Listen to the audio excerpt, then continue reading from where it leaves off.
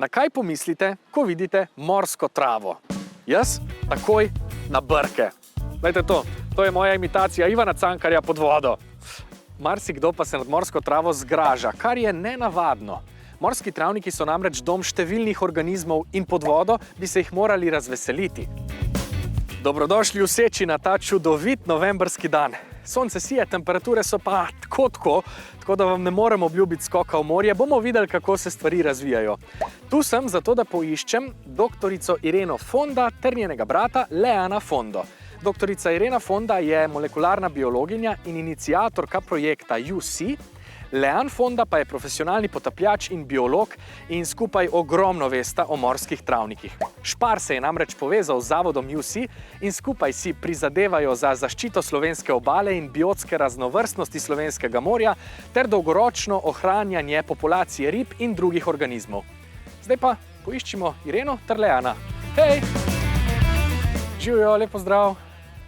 Za začetek nam prosim povejte, zakaj vse se zavzemate v zavodu UC? Ja, zavod UC je kar tak že večplasten. V bistvu naša osnovna usmeritev je vse, kar je v zvezi z ohranjanjem biodiverzitete v morju in tudi ozaveščanjem o tej temi.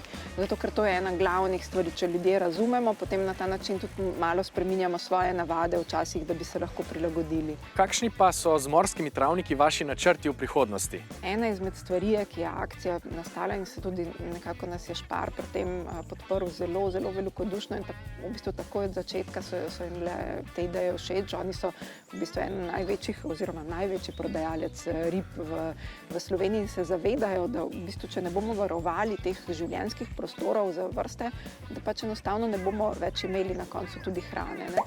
In naši načrti so to, ena stvar, da jih čistimo, to je v bistvu čisto zato, da enostavno niso tam smeti, da se ne raznašajo kakšne strupene snovi, da ne nastaja mikroplastika v teh okoljih. Ne. Druga stvar je pa to, da bi v bistvu si želeli zelo, da ljudje razumejo, da vzljubijo te habitate, da razumejo, zakaj so pomembni, tako da bo precej ozaveščanja, da se bomo o tem pogovarjali, da bi ljudje razumeli, da v resnici brez trav mi nimamo pljuč in nimamo življenjskih prostorov za marsikaj in da se moramo zavedati, da jih izgubljamo vse povsod po svetu. Ne. Neke ocene so, da nekje približno eno fuzbalsko igrišče veliko na 30 minut na zemlji izgine. To pomeni, mi imamo vsak dan, vsako minuto manj morskih trav, ne, in se moramo zavedati, da jih je treba probati zaščititi. Okej, jaz si ne morem pomagati. Ireno in Leana sem prosil za pomoč in zdaj gremo travnike pogledati v akciji pod vodo. Pridružil se nama je še Lean Fonda, biolog in profesionalni potapljač, ki izginjanje morskih travnikov opaža iz prve roke.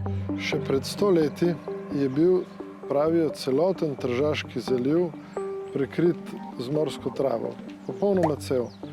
Zdaj jo pa težko najdemo na globini večji od 8 metrov, zaradi tega, ker je toliko bolj kalno in pač morska trava potrebuje svetlobo za fotosintezo, tako da mi še vedno, če kdaj kopljemo na področjih, še vedno najdemo korenine. Najdemo, to pomeni čiste dokaze, da je tam bila.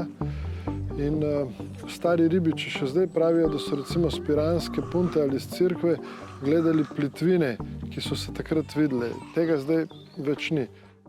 Kaj pa lahko danes vidimo pod vodno gladino? Poglejmo, vstop v podvodni svet je vedno zanimiva izkušnja. Zagledal sem neverjetno lep ekosistem, ki me je, priznam, presenetil. Na prvi pogled je mirno, ampak če ostaneš dlje, začneš opažati igro svetlobe, podrobnosti in pestrost življenja. Irena mi je povedala, da so morski travniki pljuča našega planeta. S fotosintezo močno prispevajo k proizvodnji kisika in kvaliteti zraka, blažijo moč valov, stabilizirajo dno in nudijo zatočišče in igrišče mnogim vrstam rastlin in živali. Neprecenljivi so. In ko jih začneš raziskovati, jih lahko zares začutiš. Prav zato so me naslednji prizori toliko bolj vznemirili. Na travniku, na dnu so ob vsem tem življenju tudi smeti. Tu nimajo kaj iskati. To je prostor rastlin in živali. Opala! Ko sem poskušal pobrati steklenico, sem to ugotovil iz prve roke. Presenetil me je tale rak, ki se je skrival v pesku.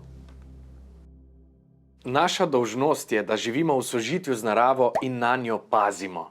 Veselim se novih zgodb, ki jih bosta skupaj spletla Zavod UC in Špar, ter obljubim, da bom o njih poročal. Spremljajte nas in se vidimo v naslednji podvodni avanturi.